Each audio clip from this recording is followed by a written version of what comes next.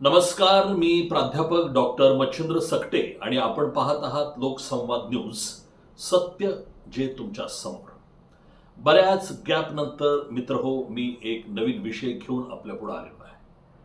Actually आपण काय professional YouTuber नाही आणि तेवढा वेळही नाही. अनेक आघाड्यावर मी काम करत असल्यामुळं या व्हिडिओ बनवण्यामध्ये थोडासा विलंब होतोय. आपण सगळे समजदार आहात, मला समजून घ्याल अशा पद्धतीची अपेक्षा व्यक्त करतो. आजचा जो विषय आहे तो विषय आहे माझ्या दृष्टीनं अतिशय महत्त्वाचा. तो म्हणजे मातंग समाजाला थिंक टँकची गरज आहे काय. मी पुन्हा एकदा विषय रिपीट करतोय. मातंग समाजाला थिंक टँकची गरज आहे काय, असा माझा विषय आहे. खरं तर हा मातंग समाजाच्या नावानं जरी व्हिडिओ बनवला असला तरी मातंग समाज असेल, महार समाज असेल, चर्मकार समाज असेल, भटक्या समाज असेल, आदिवासी समाज असेल किंवा कोणताही समाज असेल, या सर्व समाजासाठी माझा हा व्हिडिओ उपयुक्त ठरू शकतो, मार्गदर्शकही ठरू शकतो, जर आपण त्या दृष्टीनं पाहिलं तर. असो, तर या विषयाच्या अनुषंगानं म्हणजे मातंग समाजाला थिंक टँकची गरज आहे का, आवश्यकता आहे का, या दृष्टीनं आपण चर्चा करतोय. पण मी आपल्याला आधी एक गोष्ट क्लिअर करू इच्छितो की खरंच आपल्याला म्हणजे मला हा विषय निवडावा असं का वाटलं. थिंक टँक या विषयावरती आपण बोललं पाहिजे, लोकांच्या सोबत हा मुद्दा शेअर केला पाहिजे असं मला का वाटलं. तर त्याचं कारण म्हणजे सध्या महाराष्ट्रामध्ये आरक्षण उपवर्गीकरणाची चळवळ चाललेली आहे. अतिशय जोरदार चालू आहे. जनमानसापर्यंत ही चळवळ पोहोचलेली आहे, जनमानसापर्यंत हा विषय पोहोचलेला आहे आणि आरक्षणाच्या उपवर्गीकरणाच्या समर्थनार्थ आणि आरक्षण उपवर्गीकरणाच्या विरोधामध्ये मोठे मोर्चे निघत आहेत. हजारो लोकांचे मोर्चे निघत आहेत आणि या विषयाची चर्चा जाहीरपणानं दिवसा ढवळ्या आणि मंचावर स्टेजवर जे दिसतंय, जे बघतोय, जे ऐकतोय, ते सगळं बघून मला असं वाटलं की मातंग समाजाला थिंक टँकची गरज आहे. काय दिसतंय मोर्चामध्ये, चर्चा दिसतंय, दृश्य काय दिसतंय, मातंगाच्या मोर्चात काय दिसतंय, आरक्षणाच्या समर्थनार्थ मोर्चे निघतायत, काय आहे स्टेजवर आणि त्या मोर्चामध्ये. एक म्हणजे कोणतीही शिस्त नाही. मोर्चामध्ये शिस्त नावाचा प्रकार नाही.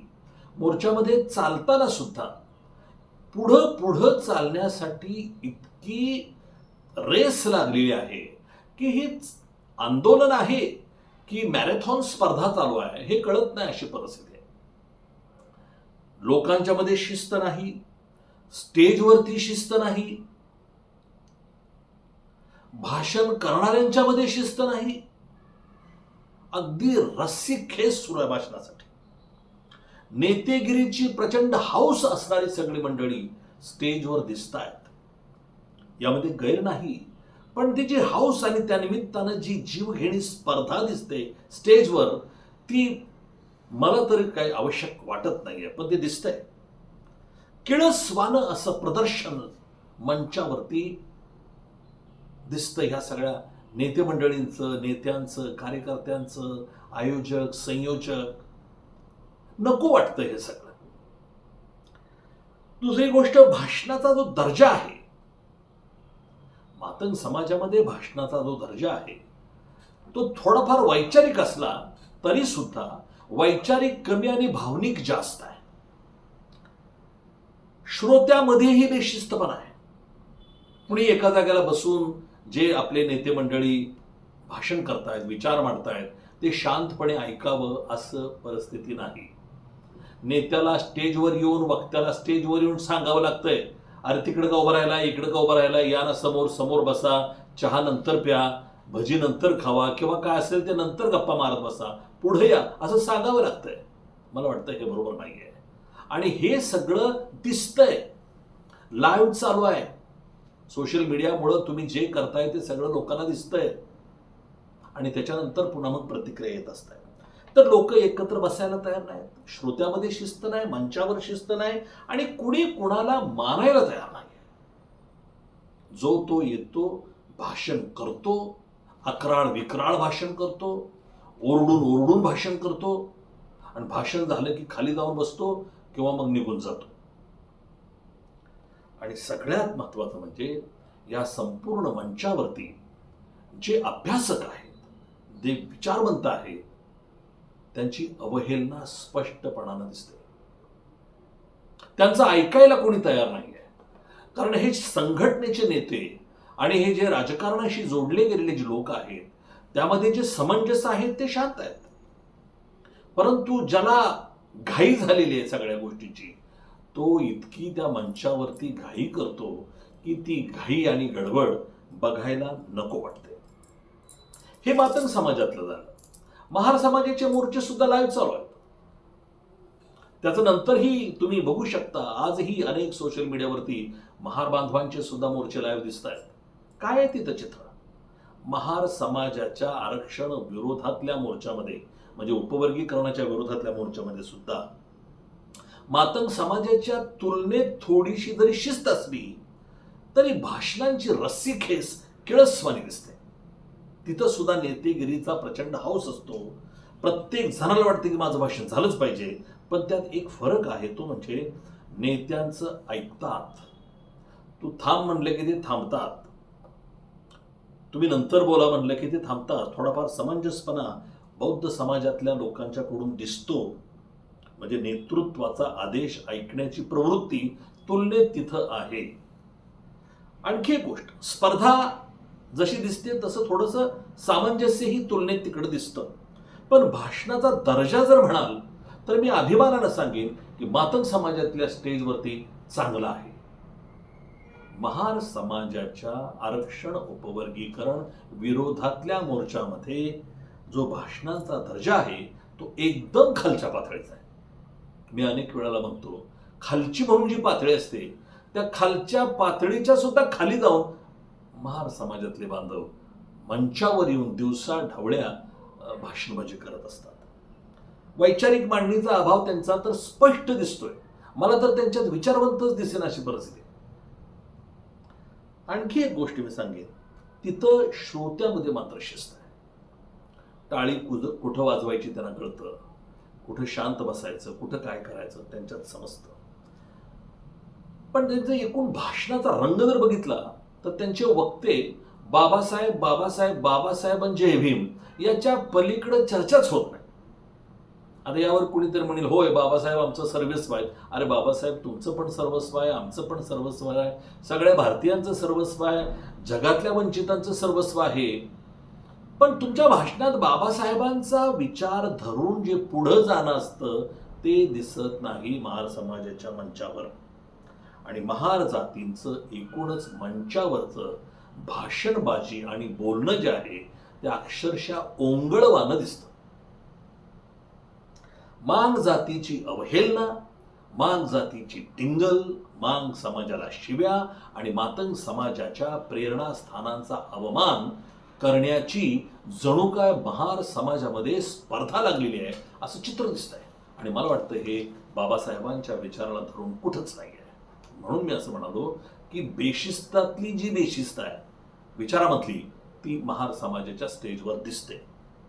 तर ही सगळी मोर्चातली बेशिस्त बघून, वैचारिक गोंधळ बघून मला असं वाटलं की मातंग समाजामध्ये आणि एकूणच दलित समाजामध्ये थिंक टँकची गरज आहे. आता थिंक टँक म्हणजे काय? थिंक टँक म्हणजे शब्दशः अर्थ काढायचा झाला तर विचार मंच असं म्हणता येईल.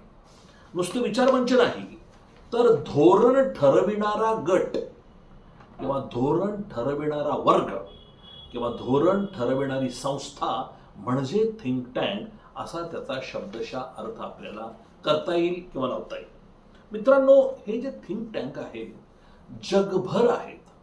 जगात थिंक टँक आहेत. जगातल्या प्रत्येक देशामध्ये थिंक टँक आहेत. थिंक टँक बद्दल जर बोलायचं झालं तर अमेरिकेमध्ये सर्वात जास्त थिंक टँक आहेत. कोणताही विषय असो, सामाजिक असो, शिक्षण असो, राजकारण असो, पर्यावरण असो, आर्थिक डेव्हलपमेंट असो, सोशल डेव्हलपमेंट, कोणताही विषय असो, एज्युकेशन असो, सर्व क्षेत्रामध्ये, इंडस्ट्री असो, सर्व क्षेत्रामध्ये अमेरिकेत थिंक टँकचे ग्रुप तुम्हाला दिसतील. अमेरिकेनंतर इंग्लंडमध्ये सुद्धा मोठ्या प्रमाणावरती थिंक टँक आहेत. जर्मनीमध्ये आहेत, फ्रान्समध्ये आहेत. अमेरिकेतील 2-3 नावं सांगतो की ब्रुकिंग्स इन्स्टिट्यूट नावाची जी संस्था आहे की जी 1916 मध्ये स्थापन झालेली आहे, ही संस्था आजही त्या संस्थेचे सदस्य सरकारला, लोकांना मार्गदर्शन करत असतात. हे मार्गदर्शन करणे म्हणजेच थिंक टँकचं काम करणे. त्याच्यानंतर रँड कॉर्पोरेशन आणि हेरिटेज फाउंडेशन अतिशय महत्त्वाच्या या संस्था आहेत की ज्या अनेक वर्षापासून थिंक टँकचं काम करत आहेत. अमेरिकेमध्ये हजारो थिंक टँक आहेत, संस्था आहे.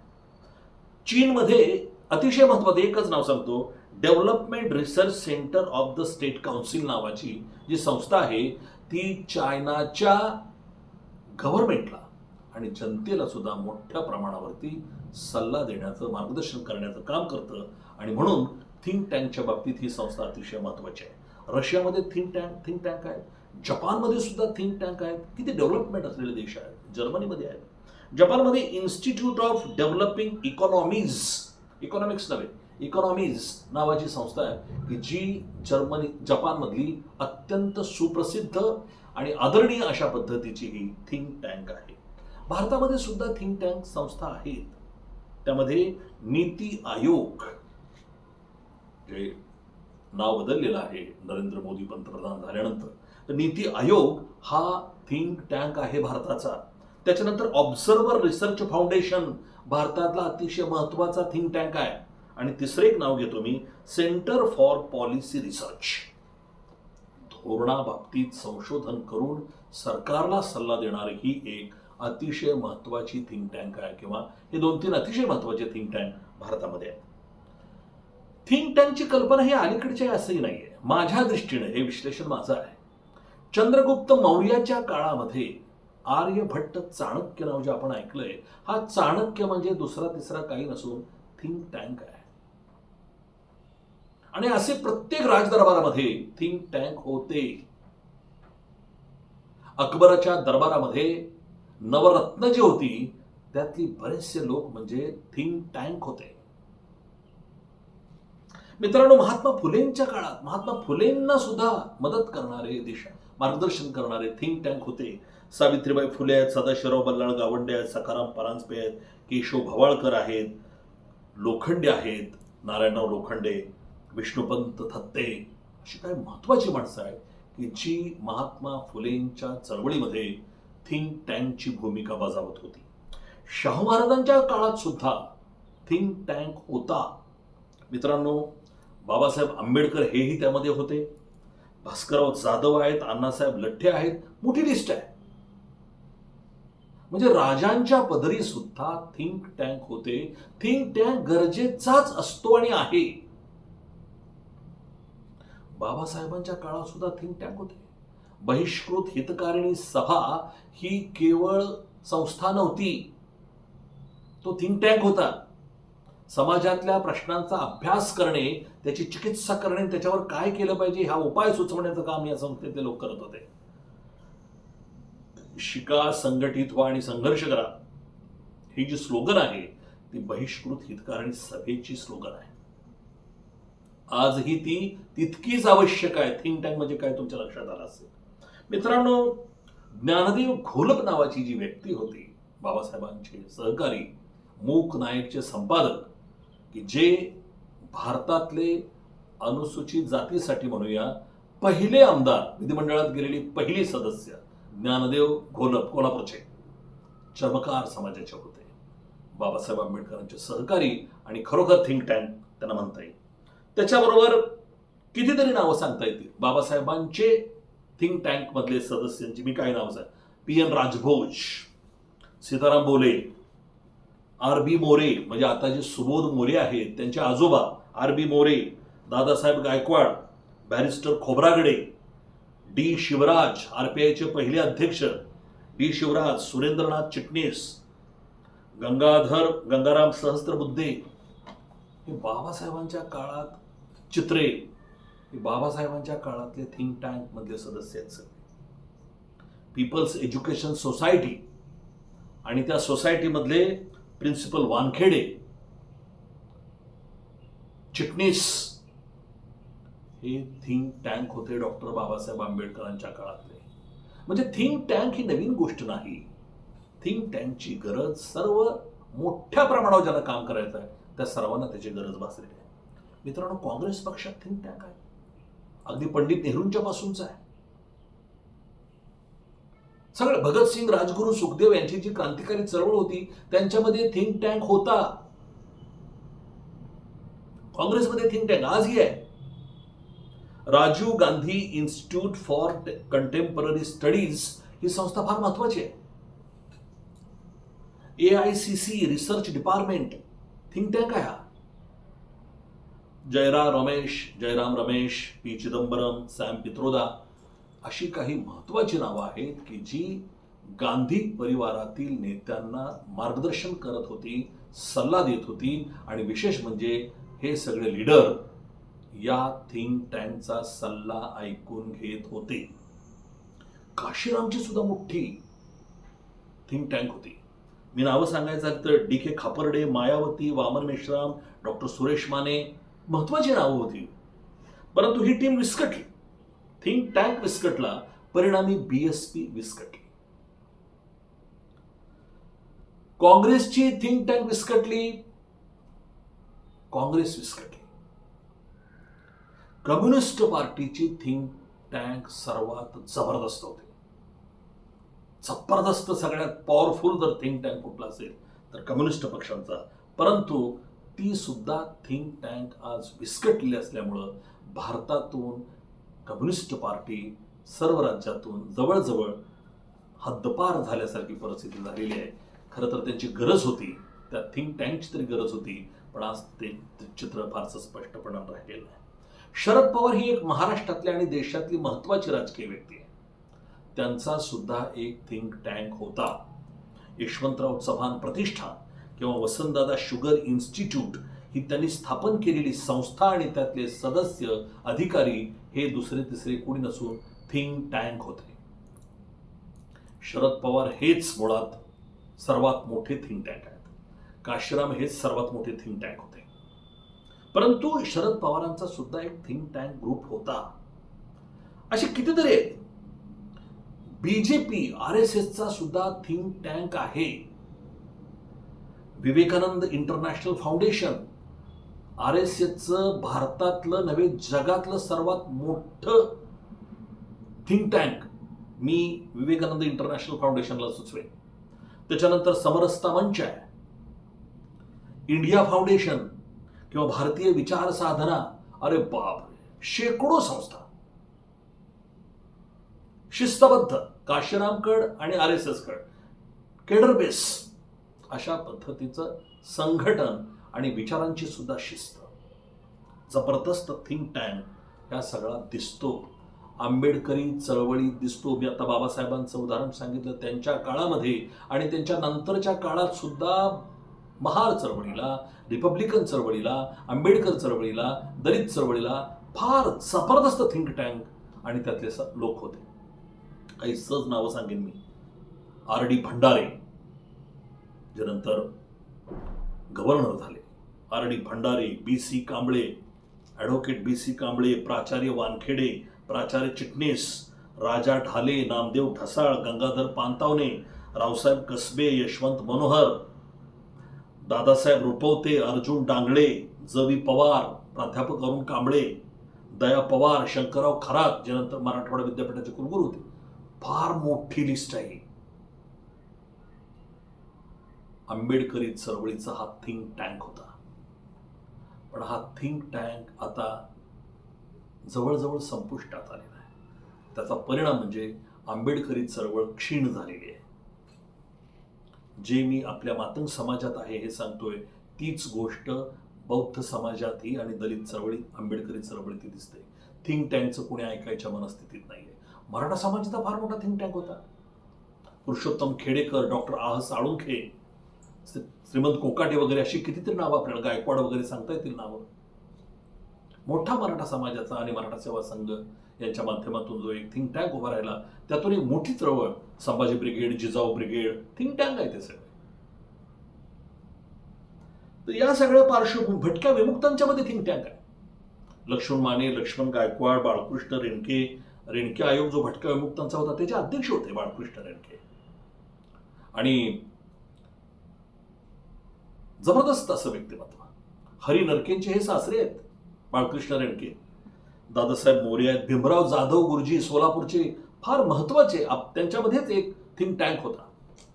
म्हणजे आंबेडकरी चळवळ असेल, मराठा चळवळ असेल, सर्व राजकीय पक्ष असतील, भटके विमुक्त चळवळी असतील, यांच्यामध्ये थिंक टँक होता आहे.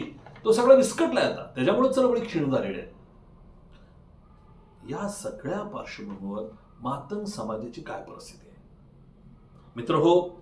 दलित महासंघ, मानवी हक्क अभियान आणि लसाकम, मला वाटतंय मातंग समाजातल्या थिंक टँक म्हणून नाव घेणाऱ्या ह्या 3 संघटना संस्थांची नावं घेता येतील की त्यांच्यासोबत खूप चांगली विचार करणारी, अभ्यास करणारी आणि अभ्यासपूर्ण मांडणी करणारी लोक होते. पण ही टीम सुद्धा विस्कटलेली आहे. लसाकम विस्कटलेली आहे. दलित महासंघामध्ये सुद्धा थोडाफार उलाढाल झालेली आहे, विस्कटले. एकनाथ आवाड तथा जिजा यांच्या निधनानंतर थोडंसं विस्कटलंय. मिलिंद आवाड मोठा थिंक टँक आहे, परंतु जी एक टीम असते ती आज त्यांच्या सोबत सुद्धा नाही. काल मिलिंद आवाड आणि मानवी हक्क अभियानच्या वतीनं औरंगाबादमध्ये एक सामाजिक न्याय परिषद होती. या न्याय परिषदेमध्ये मी माझी भूमिका मांडली, जे मला दिसलं त्यांनी बोललो. आणि तिथं आलेल्या एलिट ग्रुपनं, अभ्यासू मंडळींनी माझी भूमिका अतिशय उचलून धरली.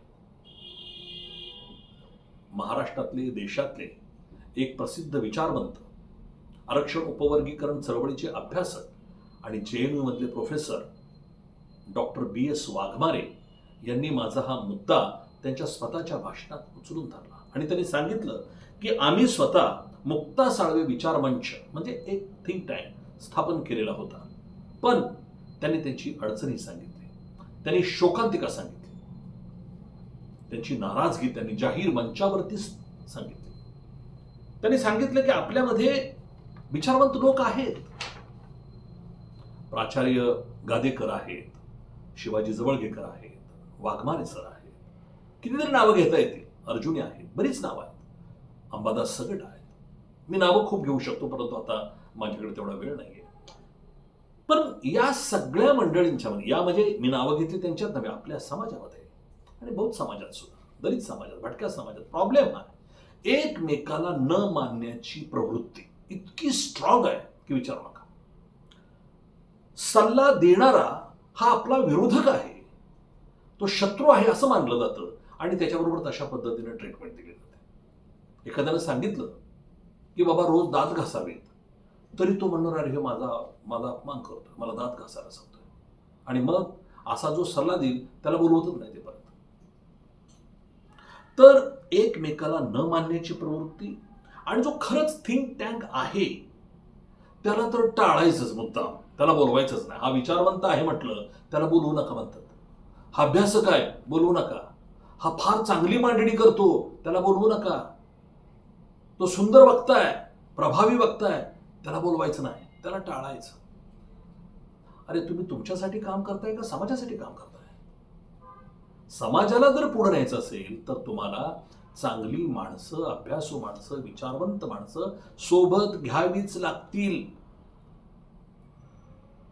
अण्णाभाऊ साठे सारख्या प्रतिभावंत लेखकाचं, शाहिराचं सुद्धा ते हयात असताना मातंगांनी कौतुक केलेलं नाही. त्यांची ही हेटाळणी आणि अपमान मातंग समाजातल्या लोकांनी केलेला आहे. आणि तीच गोष्ट जर पुन्हा आपण करू लागलो तर मला वाटतंय ही गोष्ट चांगली नाही आहे. समाजासाठी चांगली नाही, समाजाच्या भावी पिढ्यासाठी चांगली नाही आणि चळवळीसाठी सुद्धा चांगली नाही. मित्रांनो, मला स्वतःला असं वाटतं की मातंग समाजातल्या मंडळींनी अगदी निरपेक्षपणानं एक थिंक टँक बनवायला पाहिजे. तो बनवू शकतो. चांगले लोक आहेत मातंग समाजामध्ये, अभ्यासू लोक आहेत, नेते असतील ते पण थिंक टँक, ते तर दुसऱ्याला कोणाला मानतच नाही. आपल्या संघटनाचे जे प्रमुख आहेत ते म्हणतायत मीच थिंक टँक, टँक पण मीच आणि टँकर पण मीच, अशी त्यांची परिस्थिती झालेली आहे. त्यांना कोणाची गरजच भासत नाहीये, बोलवतच नाहीत कोणाला. तर मला स्वतःला असं वाटतंय की अमेरिका शक्तिशाली आहे, बलाढ्य, महाबलाढ्य आहे. आपण का म्हणतो? काय असं अमेरिकेने केलंय की तो महाशक्तिशाली झालेला आहे, महाबलाढ्य झालेला आहे? त्याचं कारण असं की अमेरिकेनं जगातलं टॅलेंट एकत्र केलं, जगातले विद्वान एकत्र केले, जगातलं क्रीम सगळं एकत्र केलं आणि त्यांना काम करण्याची संधी उपलब्ध करून दिली अमेरिकेनं, ज्याचा परिणाम म्हणजे आज अमेरिका शक्तिशाली महाशक्ती म्हणून जगामध्ये उभा राहिलेला आहे. जगातलं टॅलेंट एकत्र केलं आणि मातंग समाजामध्ये टॅलेंटला एकत्रित येऊन बोलवतच नाही टॅलेंटला. तर माझं आपल्याला म्हणणं आहे की मांग समाजात टॅलेंट आहे, त्यांना सोबत घेऊया आणि आरक्षण उपवर्गीकरण चळवळीमध्ये एक थिंक टँकची अतिशय गरज आहे आणि त्या दृष्टीनं मी ही सगळी चर्चा करतोय. चळवळीला दिशा देण्यासाठी, चळवळीला गती देण्यासाठी आणि आरक्षण चळवळीची धार अधिक टोकदार करण्यासाठी मातंग समाजाला एका थिंक टँकची गरज आहे असं मला वाटतं. कालच्या औरंगाबादच्या सामाजिक न्याय परिषदेमध्ये ही भूमिका मी मांडलेली आहे, पण ती भूमिका आणखी माझ्या समाज बांधवांच्या पर्यंत जावी एवढंच नाही तर सर्वच समाजामध्ये, जातींमध्ये जो विस्कळीतपणा आलेला आहे त्यामध्येही त्यांनी त्यांच्यामध्ये विचार करावा असं मला वाटतंय. मी मांडलेली ही थिंक टँक संदर्भातली भूमिका मित्रांनो आपल्याला कशी वाटते? आपण आपला अभिप्राय द्यायला हरकत नाही. जर माझी भूमिका आपल्याला आवडली तर चॅनेलला, लोकसंवाद चॅनेलला लाईक करा, शेअर करा, कमेंट करा आणि सबस्क्राईब करायला विसरू नका. जय भारत, जय महाराष्ट्र. पाहत रहा लोकसंवाद न्यूज, सत्य जे तुमच्या समोर.